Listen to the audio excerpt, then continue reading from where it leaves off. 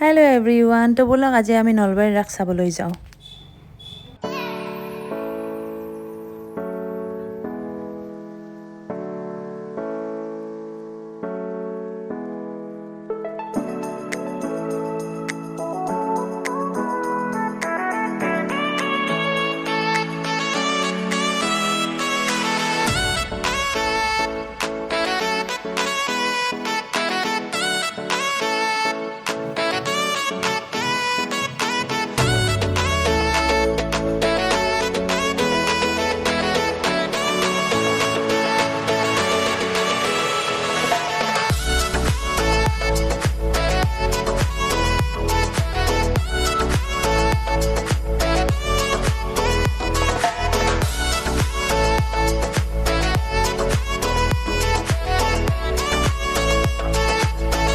আৰু মই সোমালোঁ এতিয়া বুক ফেয়াৰত, যিহেতু চৰকাৰে আমাক 1000 টকাকৈ দিছে কিতাপ কিনিবলৈ। চ' মই কিতাপ কেইখনমান কিনিলোঁ আৰু কিনি খাবলৈ আহিলোঁ।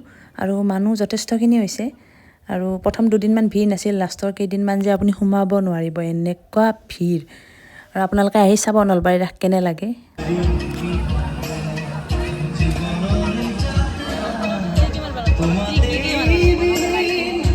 আৰু এইটো হৈছে এইবাৰৰ বিশেষ আকৰ্ষণ আইফিল টাৱাৰ। আপোনালোকে আহিলে চাবলৈ পাব, প্ৰত্যেক বছৰে নতুন কিবা এটা থাকেই।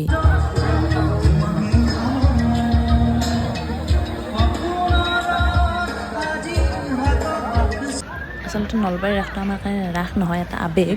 যিহেতু আমি সৰুৰ পৰা এই ৰাস চাই ডাঙৰ হৈছোঁ, আৰু ইয়াত যিহেতু মৃন্ময় মূৰ্তিৰে ৰাস উপস্থাপন কৰা হয়, তো আমি সৰুৰ পৰাই এইবিলাক চাই ডাঙৰ হৈছোঁ।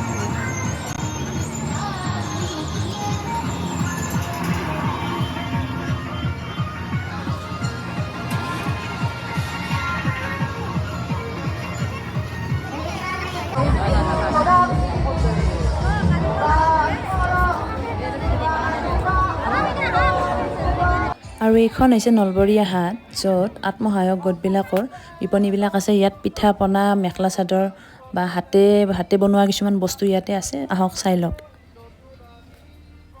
ভিডিঅ'টি চাই কেনে পালে জনাব, আৰু ভাল লাগিছে যদি লাইক, শ্বেয়াৰ এণ্ড ছাবস্ক্ৰাইব কৰি দিব। Thanks for ৱাটছিং।